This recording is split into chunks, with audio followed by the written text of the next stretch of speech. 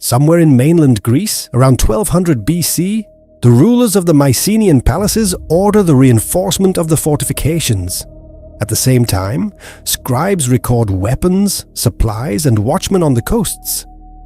It is as if they are waiting or fearing something. And perhaps they were right, because soon, one of the most powerful civilizations of the Bronze Age will disappear. Even today, we do not know for sure what worried the Mycenaeans of the period. However, archaeology shows that something was indeed changing in the Mycenaean world during the last decades of its existence. It seems that Pylos was the first to suffer some disaster, and that reinforcements of its defensive works took place. Iolkos, on the northern border of the Mycenaean world, also fell victim to a disaster. A fire seems to have broken out in Mycenae itself. At the same time, the northeastern part of its acropolis was reinforced to protect access to an underground cistern. The same happened in Tiryns, where its acropolis was rebuilt, equipped with cisterns to collect water under the new section of the wall. For the first time, the Acropolis of Athens was fortified and connected to an underground fountain.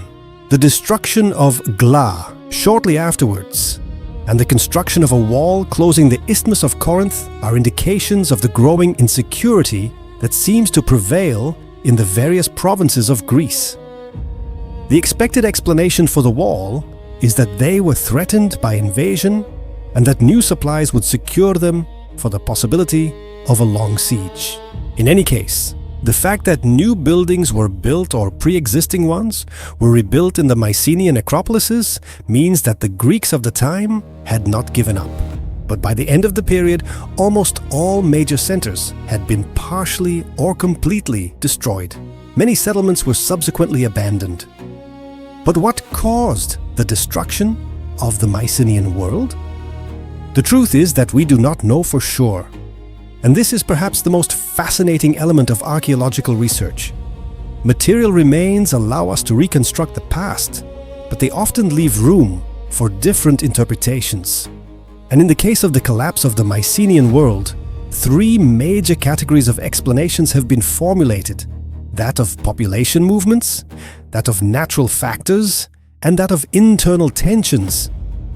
The myth of the Heracleides, cultivated by the Dorians, is very popular. According to it, the descendants of Hercules descended to the Peloponnese to confront the Atreides, descendants of the mythical king Eurystheus, who had usurped the power of the demigod Hero.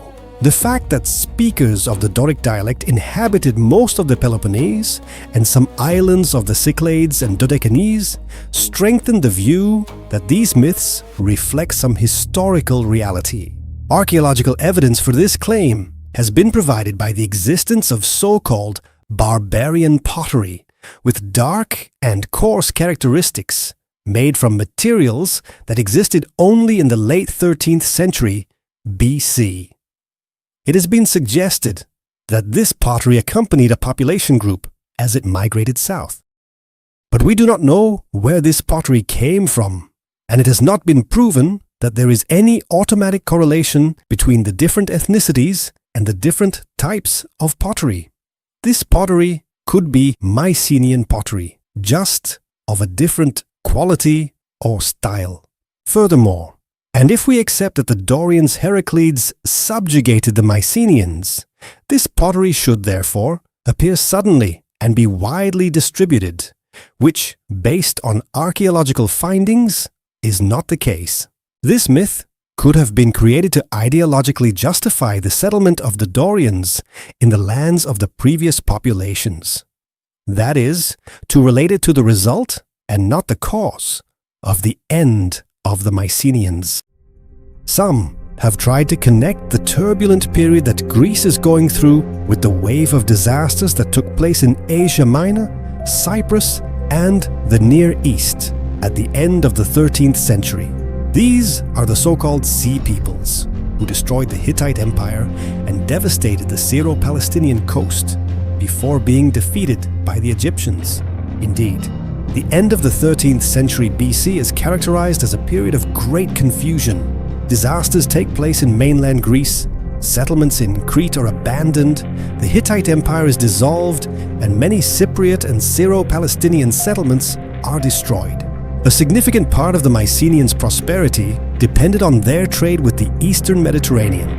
And if communications with Cyprus were cut off, it would not be easy to find a satisfactory substitute for Cypriot copper. It is an interesting hypothesis, but a bit simplistic. First of all, we do not have enough data to accept that these peoples actually came to Greece. If the sea peoples came by sea, there should be evidence of destruction on the islands, but these do not seem to have been affected. If these peoples came by land, there would be evidence of their passage through Macedonia or Epirus. Were the sea peoples the result, not the cause of the end of Mycenaean Greece? Some have emphasized the influence of the natural environment. It has been argued that abrupt climatic changes took place. A very severe drought could have destroyed the economy, which was based on agriculture, resulting in the decline of the Mycenaean palace system. But there are two main problems. First, it cannot be proven that a climatic change of such a scale actually took place in Greece during the period. Second, Greece is characterized by such natural heterogeneity that no one natural factor can prevail in all regions of the country. According to another view, the inclination and wavy deformations of some walls in the lower Acropolis of Tiryns argue in favor of a leveling earthquake at the end of the period. And this earthquake was the main cause of the disasters in Mycenae and Pylos. However, although it is not impossible that seismic tremors periodically caused serious disasters, they could not have simultaneously affected areas so distant from each other, such as Argolis and Messenia. Let's move on to the internal tensions. Do you think there is any historical truth to the myth of the murder of Agamemnon by Clytemnestra? Did the rulers return to confused situations and palace conspiracies? If the Mycenaeans did indeed go to war against Troy or some other power, we can assume that the war effort weakened them. Wars are a costly affair, even today. There could have been interdynastic strife or conflicts between the various Mycenaean palace states, but this, of course, is just a hypothesis. Another approach is that of class struggle, according to which the Mycenaean elite was no longer able to manage resources and keep the state's economy running. That is, it could no longer concentrate and redistribute resources as before, resulting in the entire system collapsing. We could assume a rebellion of local lords against the central authority, which may have imposed an overexploitation of the countryside to an unbearable point, while the central authority was very fragile, resulting in its destabilization and collapse.